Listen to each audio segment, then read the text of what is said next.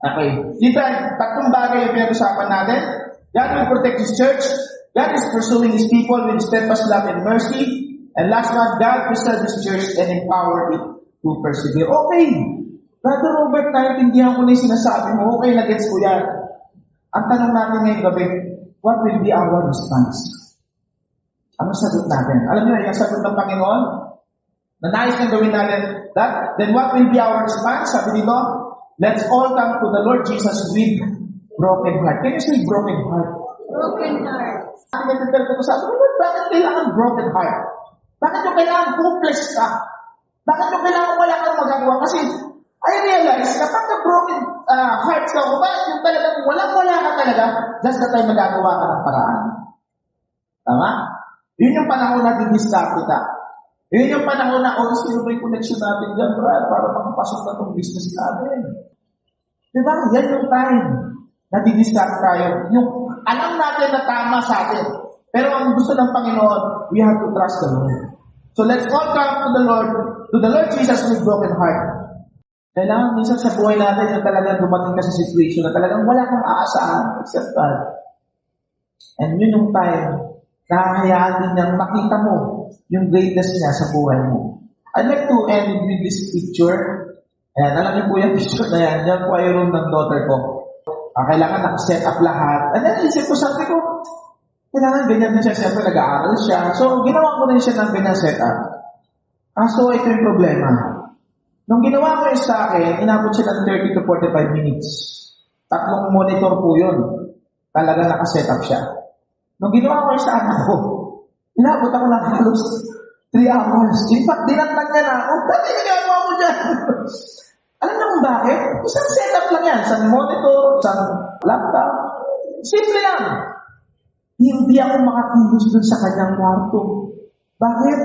Kasi ang daming gamit.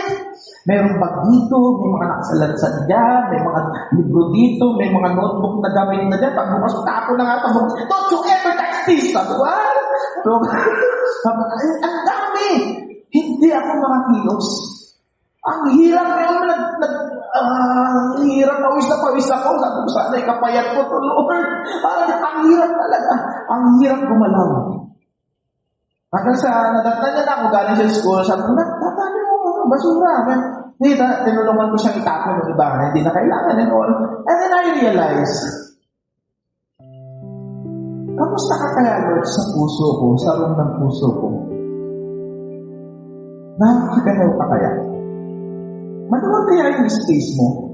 Pag meron kang kukumpunuhin, magagawa ko kaya? O tatakbo rin ng halos 3 oras?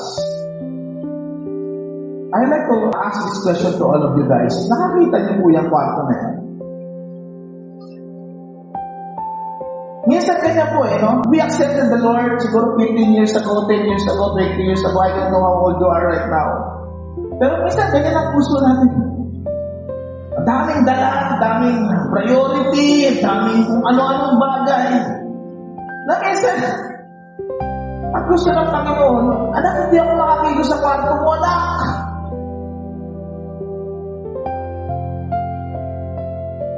This is the first question. How is the condition of our room, of our heart? Kamusta po? Kamusta po? Tayo ikaw lang makakasagot yan. Kamusta ka? Makakagalaw kaya si Lord yan? Ano kaya siya kalaka? And here's the next question. If Jesus asked you to throw away the garbage in your heart, would you let it go?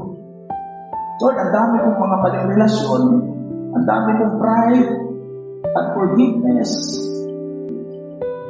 ang dami kong diisip, ang dami kong alalahanin. Christian now, pero I'm still worrying for tomorrow. I'd like you to close your eyes at this very moment of time and think of those things. Father, ano pa po yung hindi ko pa sinusuko sa iyo, Lord? Ano pa po yung mga bagay na nakikita ko kaya hindi ka makakilos sa akin puso, Lord? Ano yung mga bagay niyo? Lord, speak to us tonight.